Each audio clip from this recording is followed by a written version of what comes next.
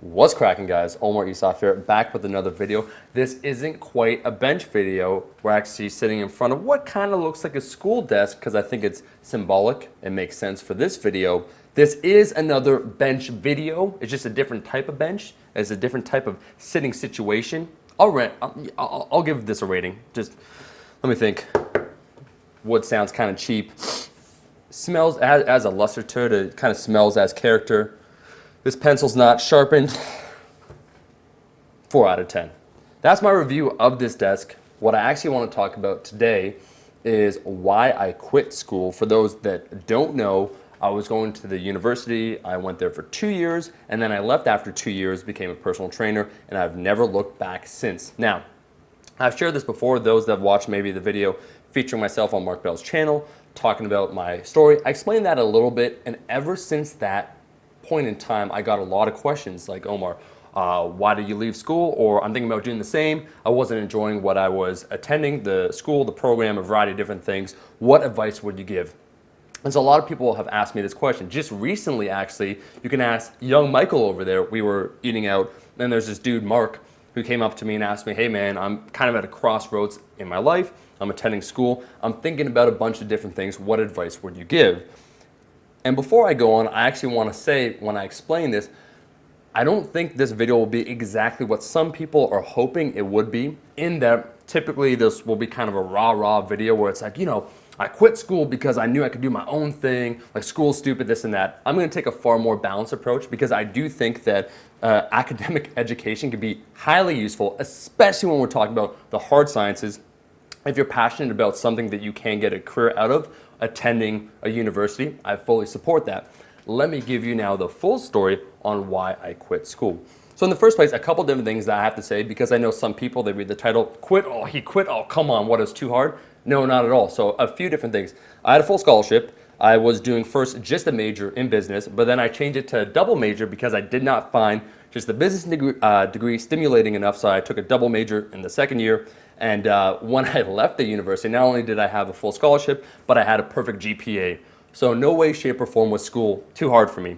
And the program, I feel while it wasn't right, ultimately what I wanted to do, I feel in no way, looking back now, would I complete it. And there's several different reasons behind that. So before I go on, when I say I quit school, I did have a full scholarship. My grades were really good. I had a perfect GPA. I was holding down actually a full-time job working at the University of Windsor inside the Lancers, working there as a personal trainer. So just balancing all those things. I didn't find it was too much, any of those things. What ended up actually happening with me is that I discovered I didn't want to do what I was doing, the future career. And there's a couple different reasons behind that. In the first place, what ended up happening is that I was working, as I said before, as a trainer. And because I was a trainer at the university gym, I started training some of the professors. And then I noticed they weren't nearly as happy as I thought they were with either their jobs. But extend far beyond that, when I was a trainer then outside of the university, when I started working at a big box gym, I worked at a very posh gym, as I told you guys, and so I would be, you know, training doctors, lawyers, neurosurgeons. I remember this one dude, this CEO as well, Sean Smith. I have to give him a huge shout out. But a lot of them were miserable. Whatever career that they thought they wanted to do, they didn't end up where they wanted to be. And most of them, because the training, you know, it's a relatively expensive investment. Most of them were middle age or beyond, so maybe 40s, 50s. They would give me a lot of advice saying, you know what, like take your time, whatever career that you really want to do, make sure it's something you really want to do. They're on their second marriage, their third marriage.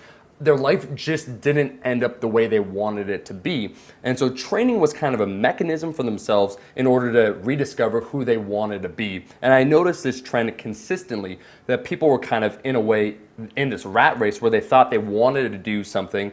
They maybe took on not too much responsibility, but it wasn't quite where they wanted to be or what they wanted to do. And as a result, they were unhappy.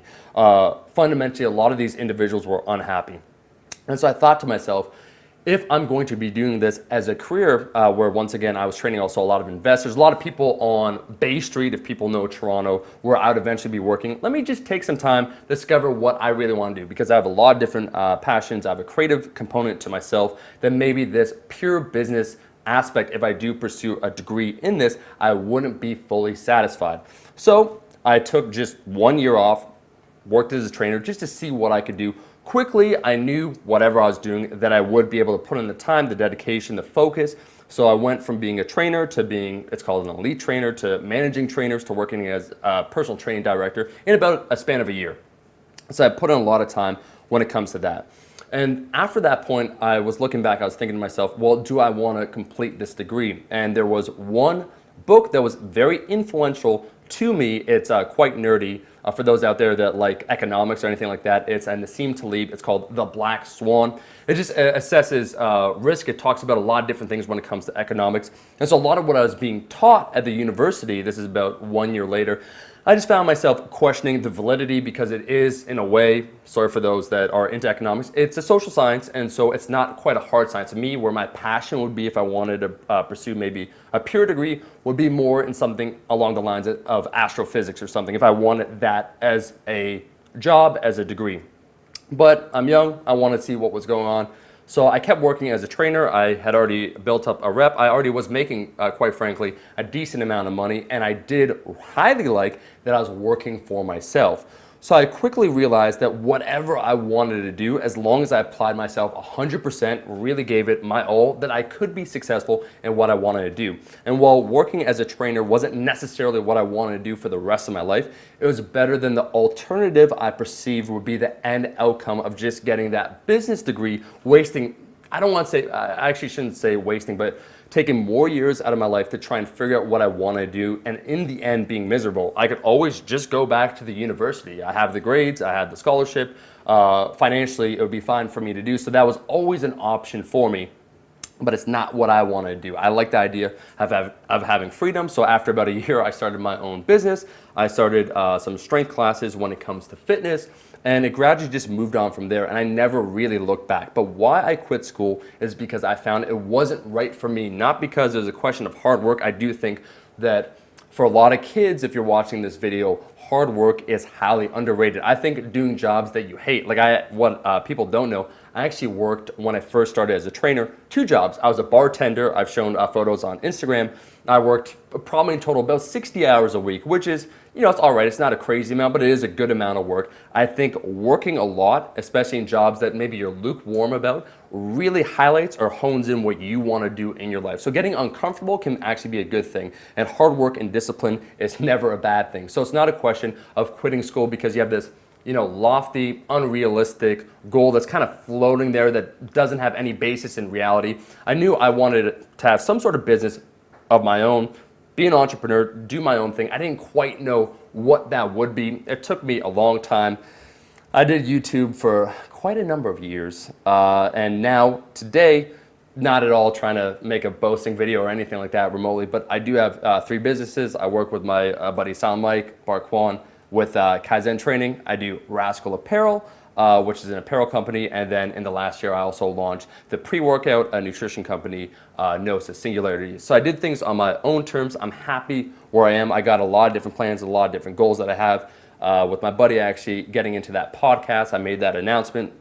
This is another endeavor, but fundamentally what I wanted to do, I kind of took that time to discover what would make me happy. Working for myself is a big thing. I knew that I had the drive, the hard work. I knew also that maybe what I was learning at the university for me wouldn't be as applicable in terms of what I wanted to do. Again, if it's a hard science, like if I want to take chemistry, physics, mathematics, which I find fascinating, that's completely different. Being self-taught there is a little bit more difficult, but for something like a social science, especially with the way the world is working now when it comes to the economy, the amount of potential, there is a reason why I selected YouTube in the first place as my platform, because in person you can only train so many people, right?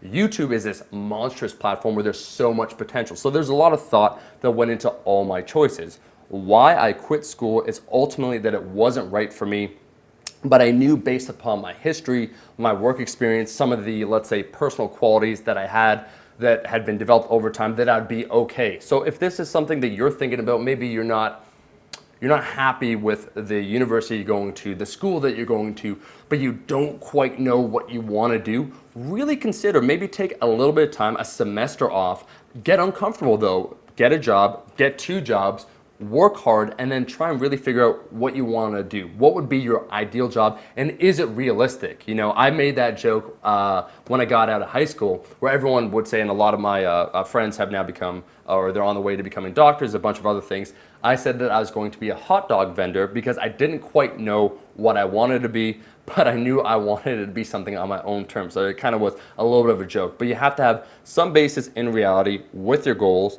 that it's something that you can sustain yourself. That's all I really wanted to say. People have asked me for quite a while why I quit school, especially when I had that scholarship and a perfect GPA. I think sometimes when you cut the rope, you leave yourself no choice but success, and sometimes that is a good thing. Anyways, that's all the time we have. Thank you so much for watching this video on this 4 out of 10 desk. If you like this video, if you like these talky videos on the weekend, what did I say last time? 4,000 likes. We'll make another one. Like the damn video, and I'll be seeing all you guys, my rascals, in that next video. Peace.